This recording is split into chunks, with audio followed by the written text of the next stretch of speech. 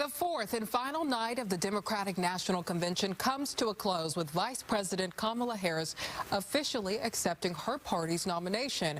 She's the first black woman and Asian American to accept a major party's presidential nomination. Tonight, big-name politicians and celebrities kept the crowd in Chicago energized, pushing the night's theme, Fight for Our Future. The list of speakers all leading to the most anticipated moment of the DNC when VP Harris took the stage for her acceptance speech. She shared stories of her middle-class upbringing and a record as a prosecutor. She also highlighted her plan for building America's middle class.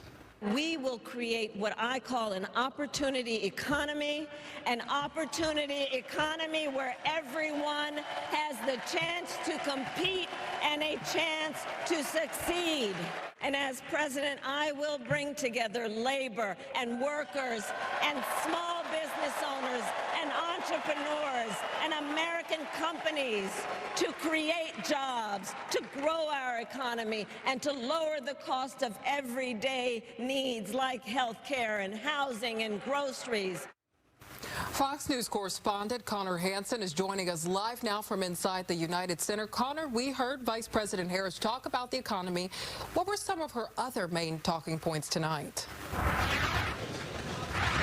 Sabira, this was really a wide-ranging speech that Vice President Kamala Harris delivered just minutes ago here in the United Center, starting off talking about her humble beginnings, the lessons she learned from her single mother, and how she took that into her career as a prosecutor, later in the Senate, and then as Vice President. She highlighted what she saw as some of her biggest accomplishments, of course, talking about protecting the middle class. That's been a big theme throughout the week, cutting taxes for those same people, protecting Medicare, Social Security, things like that. Also spending a lot of time going after former President Donald Trump. We even heard her touch on immigration, saying she wants to bring back the bipartisan border bill that stalled in Congress earlier this year, something former President Trump has consistently gone after her for. He was actually on the border himself Thursday holding a press conference about that exact topic. We even heard Vice President Harris delve into foreign policy, something we didn't hear a lot about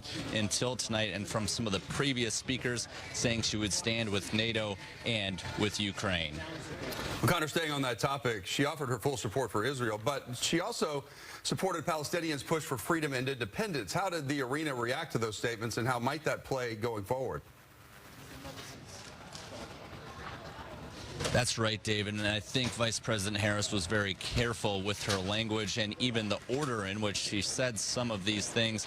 Obviously, this entire convention has had the shadow of these protests going on all week, mostly a pro-Palestinian protest outside, even some clashes between demonstrators and police. We even heard some people in the audience yelling, "Free Palestine," and there were uncommitted delegates that did that because they were upset about the Biden-Harris White House's handling over the war between Israel and Hamas. But that's right, Vice President Harris coming out strongly in support of Israel, saying she, as president, would do everything Israel needs to help them protect themselves, calling Hamas a terrorist organization, but also pivoting and adding that the Palestinian people have a right to safety and dignity, and that they need to get hostages back and have a ceasefire, saying that's something they're working on getting done as quickly as possible.